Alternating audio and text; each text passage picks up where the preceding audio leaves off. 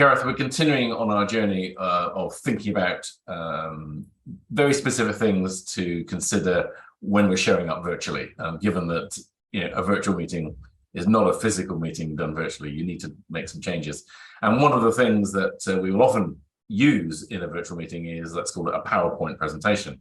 Now, we've spoken before about some of the things to avoid and certainly some of the things to consider when creating a PowerPoint presentation physically. Let's look now specifically at how that translates to the virtual medium, given especially that you're communicating to people very often on a small screen and in a way that is needed to support your message rather than detract from it. So what considerations would you encourage us to take into account?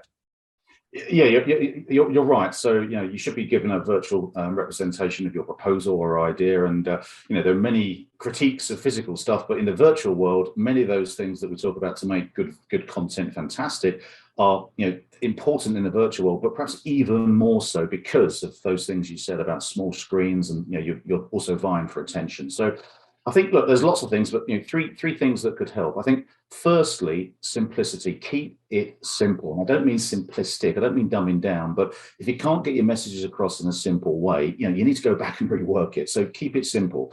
And what do I mean by that? Key messages with great headlines so that they stand out. Simple bullet points and easy to understand graphics. And if you're spending 10 minutes explaining what the graphic means, it's not clear enough. So there's a real call for simplicity, particularly in the virtual world, because you're competing more for attention because of it. I think, secondly, linked to simplicity, keep it short and punchy. Like we said, you're working much harder to keep focus and attention. So 150 slides, you're going to kill focus and you're going to kill attention. So, as we've said, in the physical world, we can't tell a story in 10 slides or less, go back and work again.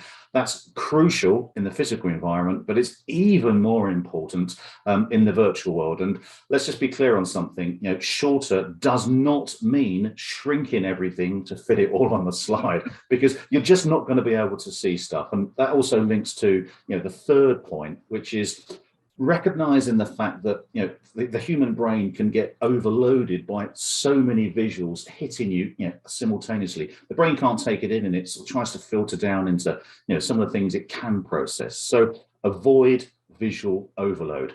Too much information presented straight away just overloads the brain. They won't be able to take it in, and therefore your key messages will be lost. Now, obviously, simplicity is good here, but there's also something here about making sure the slides build to match your story flow. And again, top tip physically, but even more important virtually, if you're giving data or graphs or whatever it is, use really strong visual anchors to highlight key messages, like arrows or circles, to highlight the key bit of the information that you want your audience to take away. Remember, if you don't do that, you're leaving them guessing, and that's particularly important when people are trying to watch you on a 14 or 15-inch screen. So, make it easy for them to get the key messages across and for their brains to compute it. So keep it simple, keep it short, and avoid that overload. Three things to be thinking about. It's great tips, Gareth. And if I may just add extra emphasis to one of those, and that's the bit about building or animating your slides. And a lot of people shy away from that for some reason, and it does bemuse me somewhat. The simple fact is that if you overload the brain by having everything up at once, the receiver, particularly in the virtual context, is trying to figure it out for themselves. Your job is to serve it up to them. So 2 or 3 clicks of animation on the slide is a very simple but powerful way of improving that message. They're great tips, Gareth. Thank you so much.